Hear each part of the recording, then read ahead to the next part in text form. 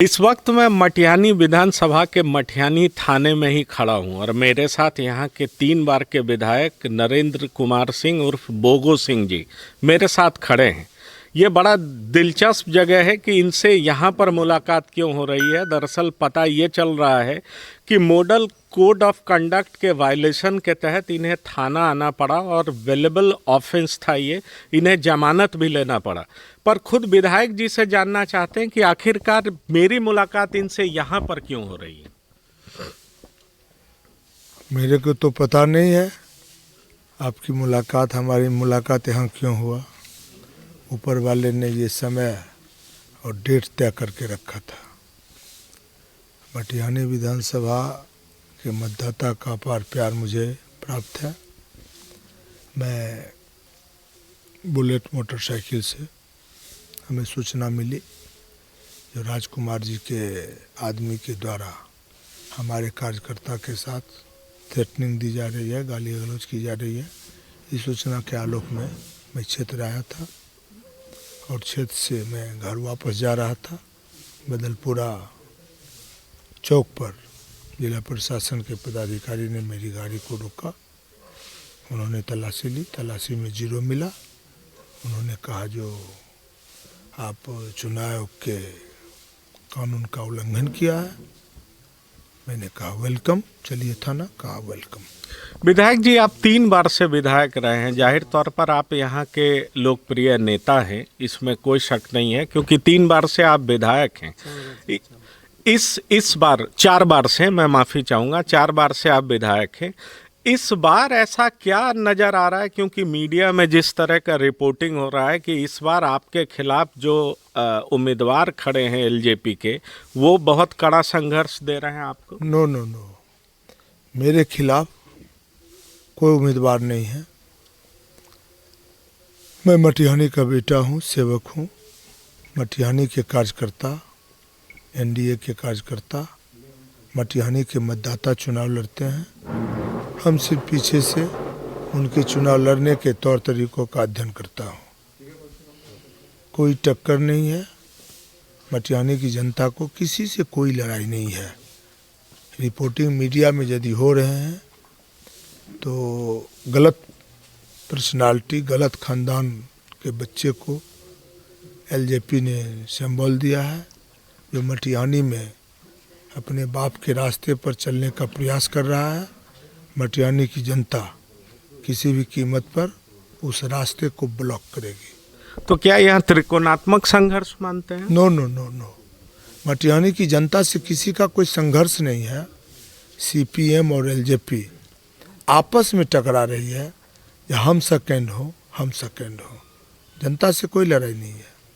तो इस बार मुद्दा क्या है? क्या आपको लगता है कि जनता दल यूनाइटेड के खिलाफ माहौल उभर कर सामने आ रहा है? नहीं, परिवर्तन का लहर है? नो, कोई परिवर्तन का लहर नहीं है।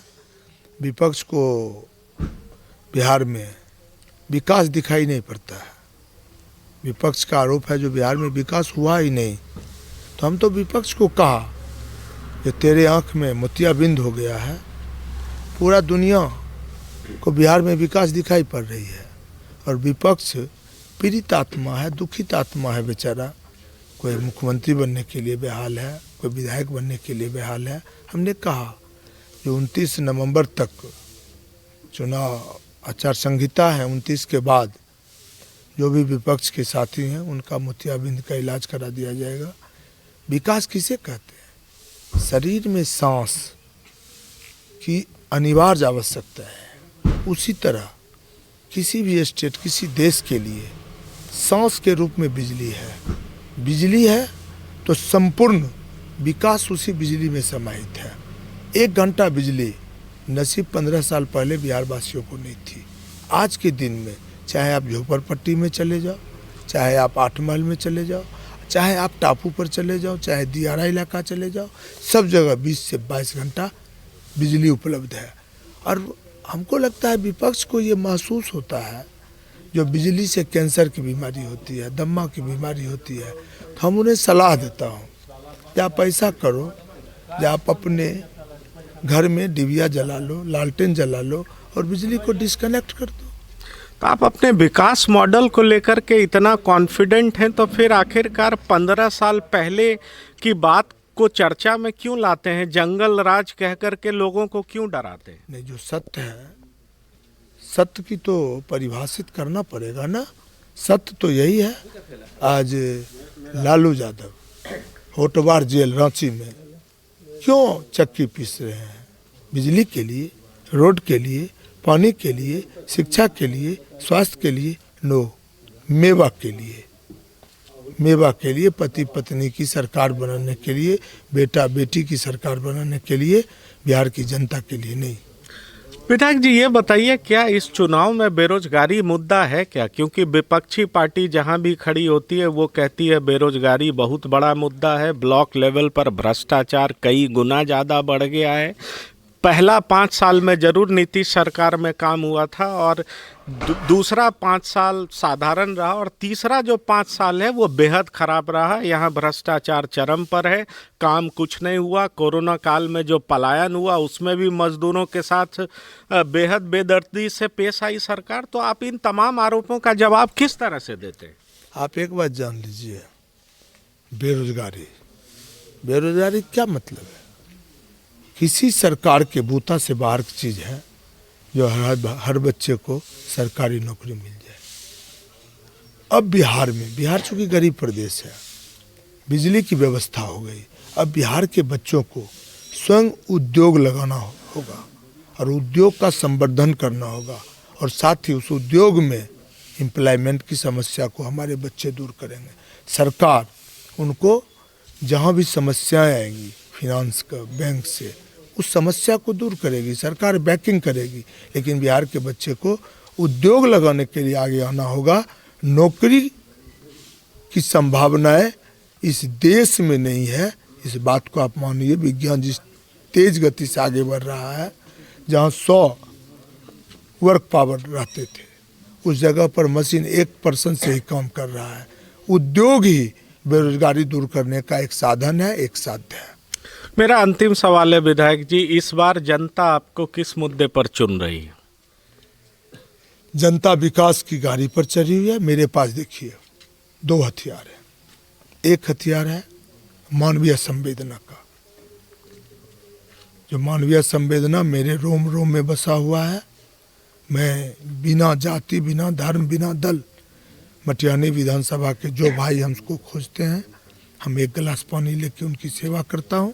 और दूसरा, मेरे साथ इस देश के प्रधानमंत्री आदरणीय मोदी जी और बिहार के विकास पुत्र नीतीश कुमार का विकास मॉडल मेरे 2 हथियार के रूप में काम कर रहे हैं। तो क्या ये मैं मान लूं कि मानवीय संवेदना ही आपका शस्त्र है, या आपका बाहुबल भी शस्त्र है आपका? नहीं, मैं जनता का बाहुबल जरूर हो गया, चूँकि जनता ने इस बच्चे को असीम प्यार दिया, असीम आशीर्वाद दिया, 4 बार मुझे विधानसभा भेजने का कार्य किया। इसके लिए मैं मटिहानी विधानसभा सहित बेगूसराय के तमाम अभिभावकों को साधुवाद देता हूं। ये नॉमिनेशन मेरा 5वीं बार है, और मटिहानी की जनता विधानसभा में बैठी हुई है। इसके लिए किसी को टेंशन लेने की ज़रूरत नहीं है। 10 तारीख का उसका रिजल्ट फाइनल हो जाएगा। तो आपने टेंशन की बात की, तो क्या आप हमारे जरिए आप ये अपील करना चाहेंगे यहाँ की जनता से कि यहाँ मतदान बेहद शांतिपूर्ण होने वाला है? जरूर, दिल की गहराई से मटिहानी विधानसभा के तमाम अभिभावक भाई बहना माता से आग्रह होगा, निवेदन होगा, जो मटिहानी की धरती पर हजारों माँ बहना विधवा हुई रामो बामो कामों के कारण, मेरा विनम्र आग्रह होगा जो ऐसे दानव को मटिहानी की धरती पर पनपने न दें और अपने लोकतंत्र की रक्षा विकास के आधार पर करने का कार्य करें। ये मेरा जरूर अपील होगा। तो ये थे बोगो सिंह, ये मटिहानी थाने आए थे। Model code of conduct violation में ये जमानत लेकर के बाहर निकल रहे हैं, ये बात और है, लेकिन बेहद कॉन्फिडेंट दिख रहे हैं और काफ़ी आशान्वित हैं कि 5वीं बार भी ये विधानसभा पहुंचने में कामयाब होंगे। TV9 भारतवर्ष के लिए पंकज कुमार, मटिहानी से।